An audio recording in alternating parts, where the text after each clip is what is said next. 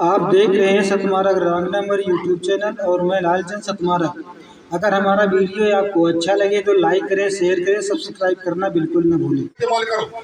इन मनुवादियों को वोट न देना, इस देश से खदेड़ना है तो इनको वोट की एक ही ऐसी ताकत है कि जिसके द्वारा आप इनको परास्त कर सकते हो।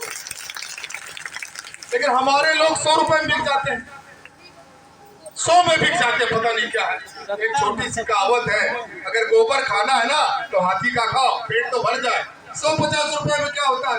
अरे बिकना है तो 4-10 लाख मिले तो कोई बात नहीं है, 150 में नहीं बिकना। वोट की ताकत करोड़ों में है, करोड़ों में। बिकना है तो कहीं ढंग से बिको। ये तो हो गई आपको बहुजन समाज की ताकत, एकता में ही ताकत है। दूसरी हो गई ताकत जिस पर खतरे हैं वो है संविधान, और संविधान की भारत भूषण जी से आग्रह करते हैं और सभी बच्चों से और अपने उस्मानपुर के छोटे बड़े साथियों से कहते हैं कि उनका स्वागत ताली बजाकर कर दीजिए। बहुत बहुत धन्यवाद जी। भारत भूषण संखवार जी, बहुत बहुत धन्यवाद। आज उस्मानपुर की सरजमी पर जो ये बृहद प्रोग्राम हो रहा है, सबसे पहले कमेटी को बहुत बहुत धन्यवाद देता हूं मैं। और अरविंद कुमार बौद्ध जी जो हर गांव-गांव में घूम करके बहुजन समाज को जगाने का काम कर रहे हैं, उनको भी बहुत बहुत धन्यवाद देता हूं। तथागत गौतम बुद्ध के चरणों में सत सत नमन करता हूं। अपने सभी महापुरुषों के चरणों में नमन करता हूं। करोड़ों दलितों, महिलाओं को एक नई पहचान देने वाले, इनके जीवन में उजाला करने वाले, मनुवादियों के छाती पे संविधान रूपी खूंटा गाड़ने वाले परम पूज्य बाबा साहब के चरणों में सत सत नमन करता हूँ। अपनी सभी माताओं बहनों को नमन करता हूँ और जो कुर्सियों पर बैठे हैं या जहाँ तक भी मेरी आवाज जा रही है, सबको नमन करता हूँ। बहुत दूर दराज के गांवों से भी लोग आए हैं, सबको नमन करता हूँ। मंच पर बैठे उत्तर प्रदेश के दलितों की आवाज को बुलंद करने वाले परम पूज्य धनीराम पैंथर जी को नमन करता हूँ। आप सबको बता देना चाहता हूँ कि पैंथर का मतलब क्या होता है, किसी को पता है? पैंथर मतलब चीता, चीता चीता। तो धनीराम पैंथर जी एक चीता है जो बहुजन समाज की आवाज को बुलंद करने का काम करते रहते हैं और आज भी आप सबके बीच में है, मंच पर है। उनका मैं बहुत बहुत धन्यवाद नमन करता हूँ। हमारी तीनों मातृशक्तियाँ जो तीनों एक ही नाम से हैं, हर एक प्रोग्राम में मिलती हैं। मैं सोच रहा हूँ कि इनका योगदान सराहनीय है, वाकई सराहनीय है। तीनों प्रियंका बौद्ध को नमन करता हूँ। अपने भंते जी का भी मैं हृदय से आभार व्यक्त करता हूँ कि चल करके इस गांव में आए हैं और इस कार्यक्रम को आगे बढ़ाने का काम कर रहे हैं सब लोग। बहुत बहुत धन्यवाद। आज ये जो प्रोग्राम इस गांव में रखा गया है, बहुत ही सराहनीय प्रोग्राम है। इससे लग रहा है इस प्रोग्राम का नाम है संविधान बचाओ, संविधान बचाओ। आखिरकार ये प्रोग्राम क्यों चलाना पड़ा? इसका मतलब कि संविधान पर खतरे हैं, तब तो बचाने का काम शुरू हो रहा है। इसका मतलब है कि संविधान पर खतरा है। खतरा है कि नहीं है? खतरा है। और खतरा इसलिए है कि ये बहुजन समाज जो है देश में, इसकी आबादी सबसे ज्यादा है। बहुजन समाज की आबादी भारत देश में सबसे ज्यादा है और फिर भी संविधान पर खतरे हैं। खतरा क्यों है? हम बहुजन समाज के लोगों को बता देना चाहते हैं कि बहुजन समाज एक हाथी है। हाथी हाथी हाथी वो होता है जो अपनी ताकत को नहीं जानता, अपनी ताकत को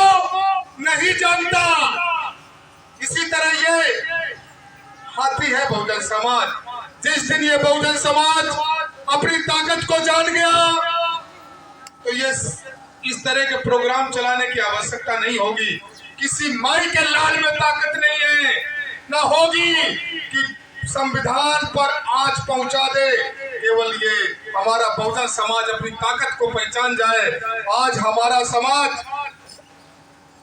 टुकड़ों में बटा हुआ है, हजारों जातियों में हमको बांट दिया गया, क्योंकि कलम इनके पास है, लिखने वाले ये हैं, किताबें इनकी है, तो कुछ भी कह दे कि तुम पासी हो, तुम चमार हो, तुम धोबी हो, तुम धानुक हो, तुम इससे बड़े हो, कुरील तुमसे छोटा है, बोला वाल्मीकि सबसे नीचे है। इस तरह से कुछ भी बता देंगे, क्योंकि कलम इनकी है, कागज इनका है, लिखने वाला इनका है।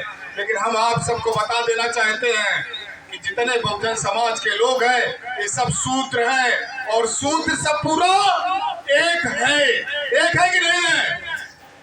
अरे आवाजें नहीं आ रही। एक है। एक है कि नहीं है? अच्छा, ये एक बात याद आ गई हमको कि जब भी कहीं प्रोग्राम हो, मैं अरविंद बॉस से कहना चाहता हूँ कि जो ये व्यवस्था है बहुत अच्छी व्यवस्था है, लेकिन हमारी माताओं बहनों को ऊपर बैठाने का, ये सैकड़ों साल से बेचारी नीचे ही बैठ जाती है, पता नहीं क्या। और ये भाई लोग जो 6 बजे लाइन में दारू लगाते हैं ठेका की लाइन में, वो सब कुर्सी बैठ जाते हैं, उनको नीचे बैठा लो। असली घर चलाने वाली हमारी माताएं बहनें हैं, तो कुर्सी इनको मिलना चाहिए, नहीं मिलना चाहिए? मिलना चाहिए। मन से पूछना चाह रहा, कुर्सी इनको मिलना चाहिए ना? तो असली घर बच्चों की देख रेख करने वाली, और आज बहुजन समाज को अगर कुछ ये जो आज प्रोग्राम हो रहा है, इस तरह का कोई भी प्रोग्राम होता है तो उसका मेन श्रेय हमारी माताओं बहनों को जाता है। बहुत बहुत धन्यवाद। मैं आपको बताना चाहता था कि संविधान की ताकत, एक तो बहुजन समाज की ताकत हो गई। बहुजन समाज अपनी ताकत को नहीं जानता, 36 जगह टुकड़ों में जातियों में हमको बांट दिया गया, हम अपनी ताकत को नहीं पहचान पा रहे। जिस दिन बहुजन समाज एक हो गया, जिस दिन बहुजन समाज एक हो गया, इस मनवादियों को यहाँ रहने की जगह नहीं मिलेगी। और इसका जीता जाता हुआ उदाहरण है, आज उस्मानपुर के गांव के लोग अगर एक हो जाएं, यहीं पर 4-5 टुकड़ियां होंगी, है कि नहीं है? 4-5 टुकड़ियां यहीं पर हैं, इसलिए हर गांव में है। सबसे ज्यादा संख्या हमारी है, पूरे देश में सबसे ज्यादा संख्या हमारी है, फिर भी हम ही सताए जा रहे हैं, हम ही गरीब हैं। सबसे ज्यादा काम भी हम करते हैं, फिर भी हम ही को अच्छा खाना नहीं मिलता, अच्छे कपड़े नहीं मिलते, गाड़ियों में चलने को नहीं मिलता, हमारे पैरों में चप्पल नहीं है। उसका रीजन यही है क्योंकि हम संगठित नहीं हैं, हम संगठित नहीं हैं, और हमको संगठित होने भी नहीं दिया जाता। क्योंकि एक बाल्टी दूध को फाड़ने के लिए एक बूंद नींबू की बहुत है। जब आप देखा जाएगा कि ये उस्मानपुर गांव संगठित है, तो कोई न एक आकर के इसे इसमें खुश कर देगा कि वो जो है ना, आपकी एकता अखंडता सब खत्म हो जाएगी। तो इनकी बातों को ध्यान नहीं रखना, और आज से आपसी मनमुटाव सबको खत्म करना है। लड़ाई झगड़े खूंटा भेड़ बकरियों का ये सब कुछ झंझट खत्म। पहले ध्यान होना चाहिए एकता में। जब एकत्रित हो गए तभी आपका संविधान बचेगा, तभी बाबा साहब की आत्मा को शांति मिलेगी। क्योंकि अपनी आन बान सब कुछ कुर्बान करके बाबा साहब डॉक्टर भीमराव अम्बेडकर ने आपको एक ऐसा संविधान दिया है जिसके माध्यम से आपको जीने का रास्ता मिला है। नहीं तो दलितों को तो पानी भी नसीब नहीं होता था, या भेड़ बकरियों को पानी नसीब था, लेकिन दलितों को पानी नसीब नहीं था। ये पूरा अधिकार बाबा साहब डॉक्टर भीमराव अम्बेडकर ने आपको दिया है। तो आज अगर उनकी आत्मा रो रही है तो आपको इसका चिंतन मनन करना पड़ेगा और करना चाहिए। इसके बारे में सोचना चाहिए कि आपसी मनमुटाव खत्म करके और सबको एक हो जाने की जरूरत है। अगर भारत देश का बहुजन समाज जग गया तो किसी दूसरे की सरकार नहीं बनेगी, सरकार केवल बहुजनों की बनेगी, केवल बहुजनों की बनेगी, केवल बहुजनों की बनेगी। तब इस प्रकार का प्रोग्राम करने की जरूरत आपको नहीं पड़ेगी। तो करना क्या है, केवल वोट तो डालना है संगठित होकर के। कोई आपका पड़ोसी आपके ना तो खेत बांट रहा है, ना तो कपड़े लत्ते ले रहा है, कुछ ले रहा है क्या? कुछ नहीं ले रहा। सब लोग एक साथ रहिए और अपना मत आपस में तालमेल करके सब लोग जो हमारे बहुजन समाज के इस कारवां को आगे बढ़ाने वाले लोग हैं उनसे विचार विमर्श करके या वो जहां कहते हैं वहां सब लोग अपने वोट का इस्तेमाल करो। इन मनुवादियों को वोट न देना, इस देश से खदेड़ना है तो इनको वोट की एक ही ऐसी ताकत है कि जिसके द्वारा आप इनको परास्त कर सकते हो। लेकिन हमारे लोग 100 रुपए में बिक जाते हैं, 100 में बिक जाते, पता नहीं क्या है। एक छोटी सी कहावत है, अगर गोबर खाना है ना तो हाथी का खाओ, पेट तो भर जाए। 150 रुपए में क्या होता है? अरे बिकना है 2-4-10 लाख मिले तो कोई बात नहीं है, 150 में नहीं बिकना। वोट की ताकत करोड़ों में है, करोड़ों में। बिकना है तो कहीं ढंग से बिको। ये तो हो गई आपको बहुजन समाज की ताकत, एकता में ही ताकत है। दूसरी हो गई ताकत जिस पर खतरे हैं वो है संविधान, और संविधान की ताकत। आज से 70-75 साल पहले किसी बहुजन समाज का आदमी प्रधान था क्या? कोई डीएम था क्या? कोई मुख्यमंत्री था क्या? प्रधानमंत्री तो अभी तक कोई दलित बना नहीं है, कोई नहीं था, ना डॉक्टर कलेक्टर कोई नहीं था क्या? लेकिन बाबा साहब डॉक्टर भीमराव अम्बेडकर ने संविधान रूपी एक कील ऐसी मनुवादियों की छाती में ठोक दी है कि निकालना मुश्किल है। और उसके द्वारा आज बहुजन समाज के लोग भी डॉक्टर कलेक्टर इंजीनियर और मुख्यमंत्री प्रधान सब बन रहे हैं। बन रहे हैं कि नहीं बन रहे हैं? आज महिलाएं भी, हमने अभी माइक से बोल दिया कुर्सी पर बैठने की बात, तो ये भी संविधान की बदौलत है। आपको कुर्सी संविधान की बदौलत मिलेगी, तो आप सबको संविधान की रक्षा करना है।